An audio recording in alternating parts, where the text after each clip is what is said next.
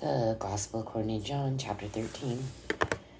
And before the feast of the Passover, when Jesus knew that his hour was come, that he should depart out of this world unto the Father, having loved his own which were in the world, he loved them unto the end. And supper being ended, the devil having now put into the heart of Judas Iscariot, Simon's son, to betray him. Jesus, knowing that the Father had given all things into his hands, and that he was come from God and went to God, he riseth from supper and laid aside his garments, and took a towel and girded himself. After that he poureth water into a basin, and began to wash the disciples' feet, and to wipe them with the towel wherewith he was girded. Then cometh he to Simon Peter, and Peter saith unto him, Lord, dost thou wash my feet?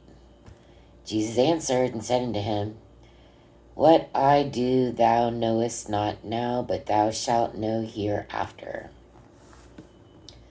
Peter saith unto him, Thou shalt never wash my feet.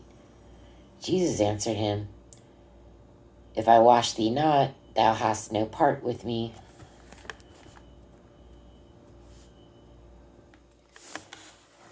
Simon and Peter saith unto him, Lord, not my feet only, but also my hands and my head. Jesus saith to him, He that is washed needeth not save to wash his feet, but is clean every whit. And ye are clean, but not all. For he knew who should betray him. Therefore said he, Ye are not all clean.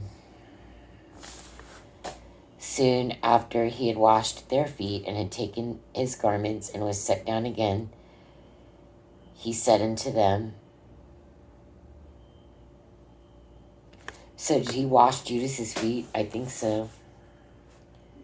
Knowing he's getting ready to kill him. I'm pretty sure that's what happened. Soon after he had washed their feet, and had taken his garments, and was set down again, he said unto them, Know ye what I have done to you? Ye call me Master and Lord, and ye say, Well, for so I am. If I then, your Lord and Master, have washed your feet, ye also ought to wash one another's feet. For I have given you an example that ye should do as I have done to you. Verily, verily, I say unto you, the servant is not greater than his Lord.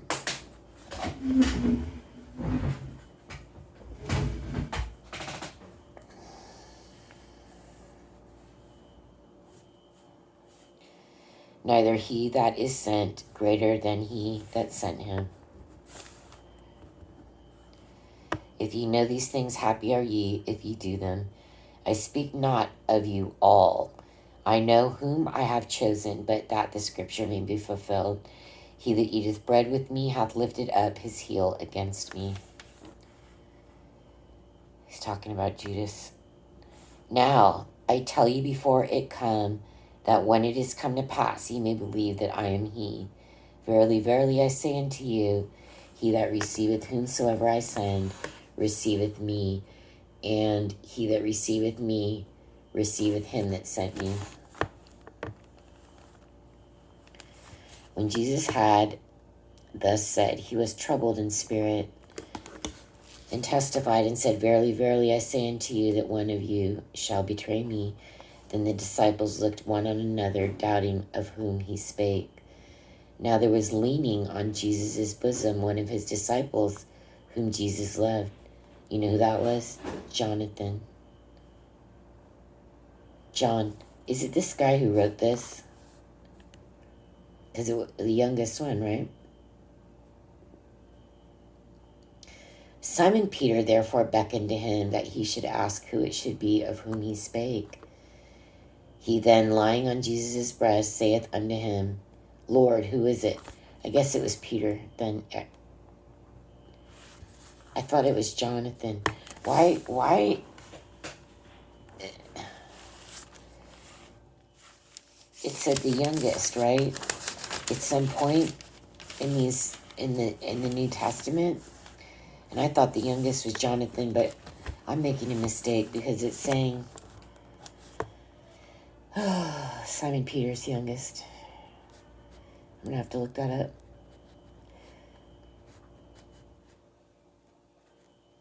It's okay. It's not an emergency.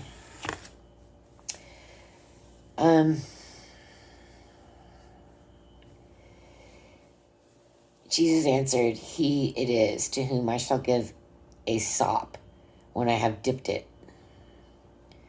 And when he had dipped the sop, he gave it to Judas Iscariot, the son of Simon.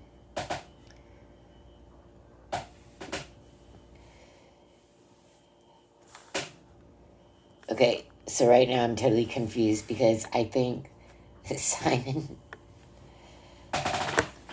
Simon Peter is like Peter. And I think there's another Simon. So, yeah, I'm pretty mixed up right now about all that. But it's not an emergency. But I do have to clear that up because I have no idea what they're talking about. And after the sop, Satan entered into him. Wow. Into Judas. See what it says already in 13? And supper being ended, the devil having now put into the heart of Judas Iscariot, Simon's son, to betray him. So after supper was ended, it was put into his heart to betray him. And after the sop, Satan entered into him. Then said Jesus unto him, thou doest, do quickly. Now no man at the table knew for what intent he spake this unto him. For some of them thought, because Judas had the bag, that Jesus had said unto him, buy those things that we have need of against the feast, or that he should give something to the poor. I'm confused because at some point we knew, didn't it say he's a thief when he had the absolute gall, when Mary Magdalene is putting the expensive spikenard all over Jesus? He has the gall to say, why didn't you just, what a waste, why didn't you just give that to you could have sold that for $200 and we could have fed a lot of poor people, right?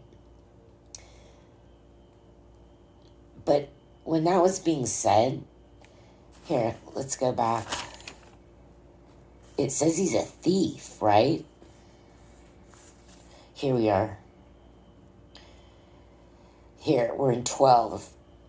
Why was not this ointment sold for 300 pence and given to the poor?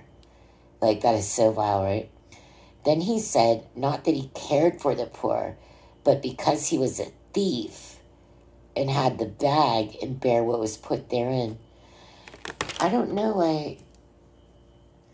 I mean, I know Jesus came for the sinners and not for the righteous, but Judas Iscariot is also a thief and a betrayer and a murderer, right? But a thief, right? So they're trying to figure out what they didn't know. I don't think they knew he's a thief either. But, like, why is he holding the bag if he's the thief, right? Anyway, it just goes to show, right, that if you're holding the bag, you're probably the thief. I mean, think about it, right? There's like 11 other apostles. Why? How does it end up in this thief's hand? He's the one holding the little money they have. Why? You got to ask yourself that, right? Because it doesn't explain that, but it looks like that's what's going on. Why is Judas carrying, if he's a thief, why is he carrying the money bag?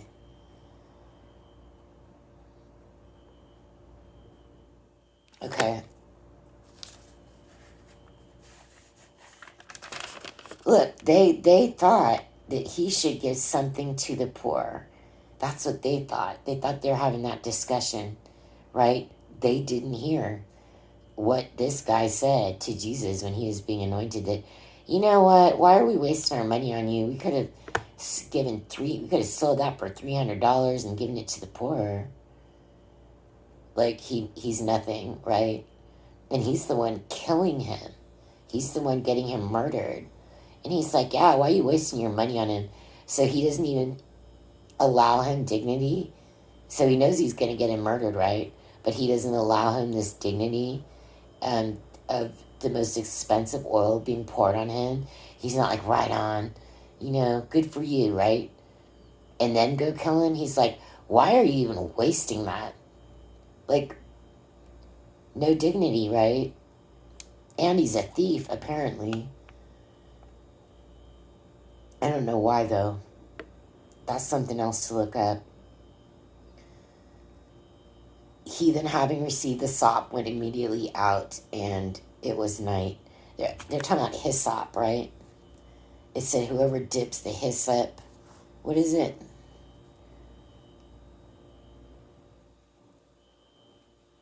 Who I shall give a sop when I have dipped it. So it's Passover, and they have hyssop plant, and it's the bitter one, right? I think. And he's dipping it in vinegar, right? And he hands it to him. Because that's what he deserves, right? Jesus deserved that spikenard oil. He deserved all that care and love. But Judas, you deserve a bitter piece of hyssop, right? Because that's one of the bitter parts of the... I don't think it's vinegar, because you can't use vinegar on Passover. I mean, you can't use vinegar during that week. Yeah. What do they dip it in? Maybe it's salt. I should really know this, right? But I'm not doing it right. But I'm not doing it wrong. Like, I'm observing the most I can and learning about it.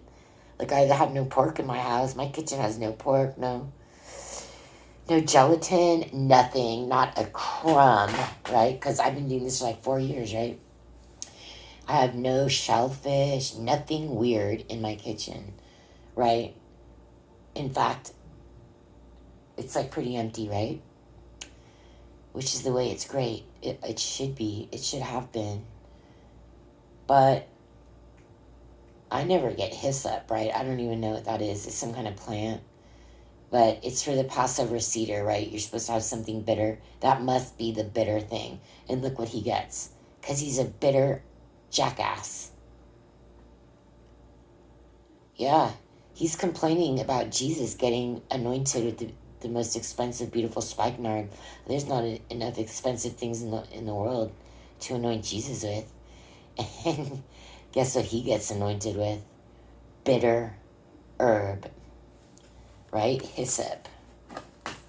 I don't even know what it is, right? But I'm sure it's not sweet. It sounds bitter. And you're supposed to have bitter herbs for this. And you know what? Why? What is bitter about Passover? This right here, this damn story. This guy. Here you go, Judas. Here's some bitter hyssop for you. That's about it, Judas. So Satan was entered into him. See? And after the sop, Satan entered into him. They're spelling it sop, right? Short for hyssop. And I wouldn't know that, but somebody else in these 4 books said it was hyssop. That's the only reason I know. It's like, what does that mean, right? Okay. Therefore, when he was gone out, okay, well, let's go back to 27. And after the sop, Satan entered into him. So Satan entered into Judas. And he told him, if you're gonna, what you're going to do it fast. And nobody knew what they were talking about. And some of them, just good disciples thought he was talking about giving money to the poor. Right? Oh, no. He was trying to steal any dignity Jesus was getting from Mary Magdalene, getting anointed with the spikenard, condemning the spikenard as being too expensive. Why didn't you give that to the poor? And he's just a giant thief. And I don't know why. They didn't explain that. But why is this guy holding the bag? He's got Satan entered into him now. It's done and over.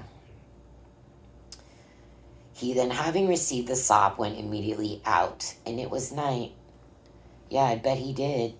Therefore, when he was gone out, Jesus said, Now is the Son of Man glorified, and God is glorified in him. If God be glorified in him, God shall also glorify him in himself, and shall straightway glorify him. Little children, yet a little while I am with you. Ye shall seek me, and as I said unto the Jews, whither I go ye cannot come, so now I say to you, a new commandment I give unto you, that ye love one another as I have loved you, that ye also love one another. Yeah. Well, gotta leave Judas out of that one, huh? He's already gone. He's not hearing this speech. But this shall all men know, that ye are my disciples, if ye have love one to another. Simon Peter said unto him, Lord, whither goest thou? Jesus answered him, Whither I go, thou canst not follow me now, but thou shalt follow me afterwards. Peter said unto him, Lord, why cannot I follow thee now? I will lay down my life for thy sake. Jesus answered him, Wilt thou lay down thy life for my sake? Verily, verily, I say unto thee, the cock shall not crow till thou hast denied me thrice.